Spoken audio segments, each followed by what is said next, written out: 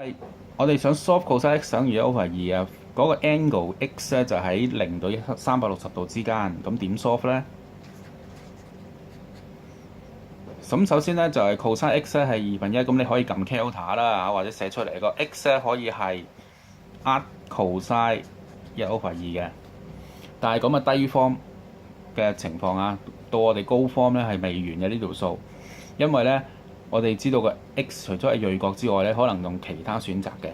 咁你睇到咧，而家 cosine x 係1/2，即係 cosine 係一個正數啦。cosine 係邊個象限係正數咧？第四象限，即係我要將呢一隻角變到去第四象限嘅。點樣變去第四象限啊？咁剛才都講過啦，嗰個招數咧，你一係用180，一係用360度，但係唔可以用180度啊嘛，係嘛？咁只能夠係用360度減翻呢一隻角咁樣。咁呢一個角咧就60度啦，或者係360度減60度啦。所以個答案咧就係60度或者300度。